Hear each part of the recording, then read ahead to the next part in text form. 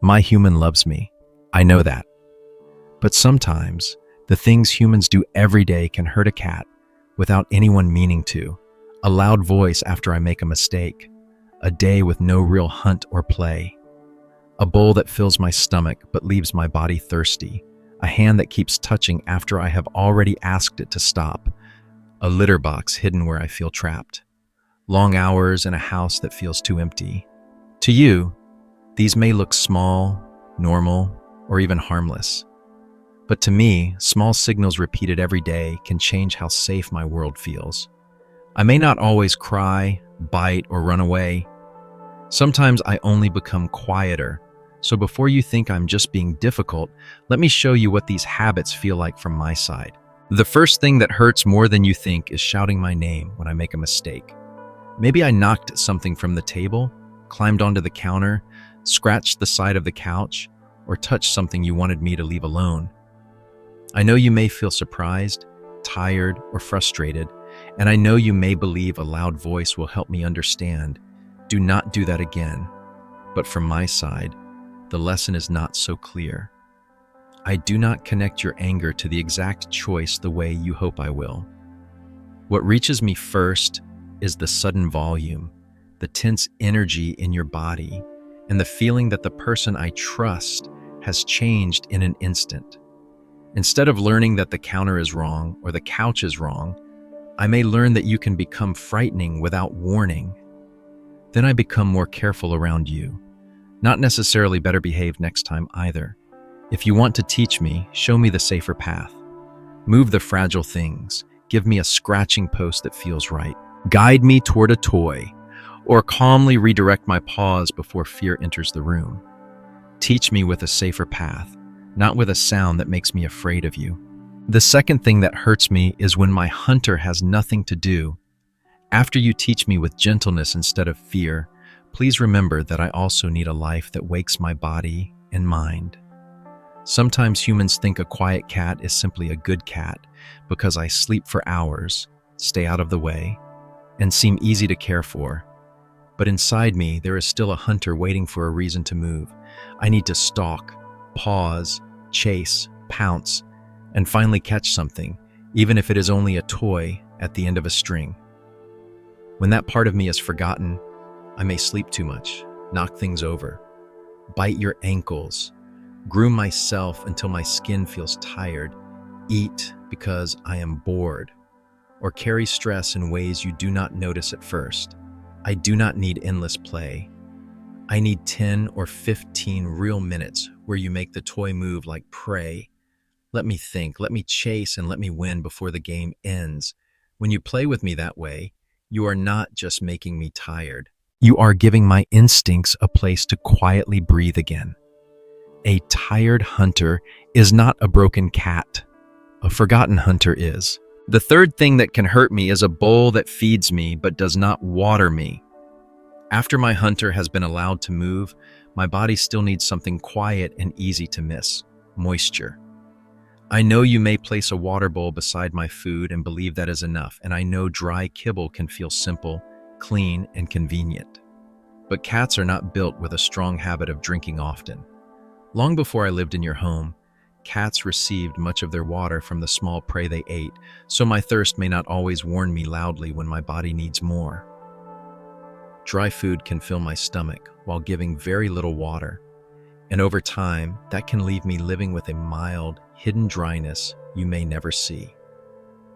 My kidneys and urinary tract may have to work harder than they should, even while I seem normal on the outside. You do not have to throw away every piece of kibble to love me better.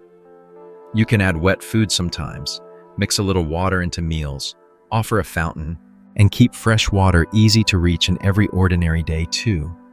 Sometimes love is not a fuller bowl. Sometimes it is more moisture in the meal. The fourth thing that hurts me is a loving hand that does not know when to stop. After you have helped my body with play and moisture, please learn the places where my trust feels safest. Many humans pet a cat the way they would pet a dog, with long strokes down the back, heavy rubbing near the tail, or a hand reaching for the belly because I rolled onto my side. But my belly is one of the most vulnerable parts of me. When I show it, I may be saying, I trust you, not please touch me there. My skin and nerves can also change quickly from comfort to too much, even when your hand began with kindness. If my tail starts twitching, my ears flatten, my back ripples, my head turns toward your hand, my mouth licks, or I give a small bite, I am not being mean. I am asking you to notice before I must ask louder. Touch feels safest around my cheeks, under my chin, and near my ears, with slow, shorter strokes that let me lean in or move away. The kindest hand is not the one that takes every second of closeness it can get, but the one that listens when my body softly says enough. When I show you trust, do not test how far it can go. Meet it gently and I will stay longer. The fifth thing that hurts me is when my quiet place is hidden where I feel trapped. After you have learned to touch me where I feel safe, please remember that safety matters even more when I am using my litter box in my own daily routine too. I know humans often hide it because they do not want to see it, smell it, or have it become part of the room. But from my side, this is not only about being clean. When I step into that place, my body is vulnerable, and I need to feel that I can watch, breathe, and leave if something scares me. A dark corner, a noisy laundry room, a narrow closet, a basement, or a place with only one way out can make me hesitate, hold it, or choose somewhere else. If I go outside the box, I may not be trying to punish you.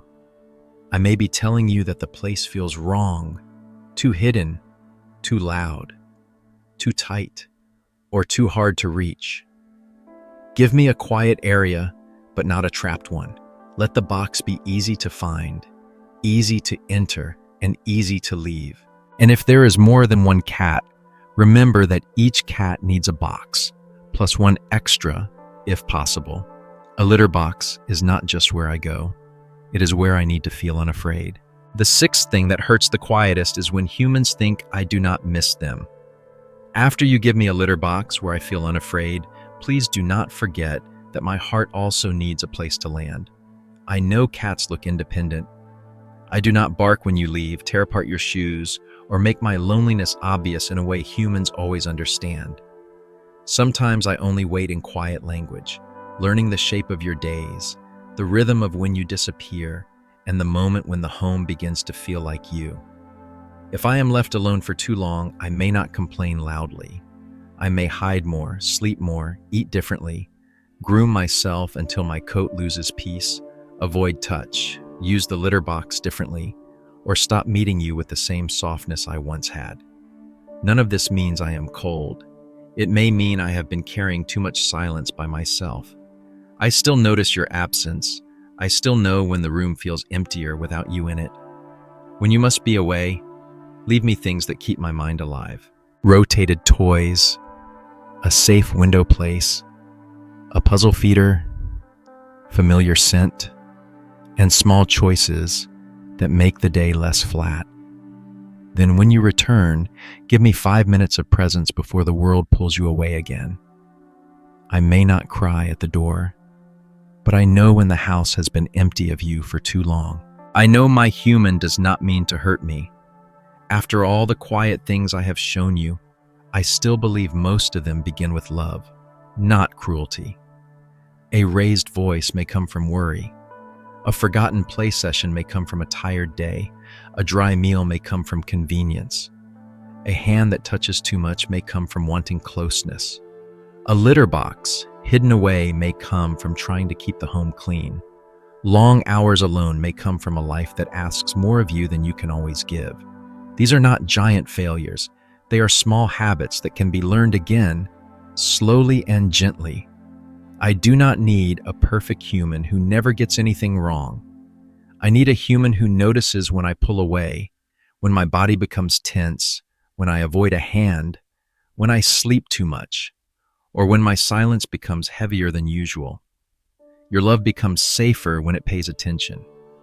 Trust is not built by never making mistakes. It is built when you notice, soften, and try again. Maybe I am just a cat, but I know when a home feels safe. I know it when your voice grows softer, when play returns to my day. when your hand waits for my answer, and when my bowl helps my body instead of only filling it. I know it when my quiet place lets me leave without fear, and when you come home with a few real minutes that belong to us. I do not need a perfect life, only a home where my body does not have to stay on guard. Small changes tell me I can trust this world with you in it. Which of these everyday habits surprised you the most?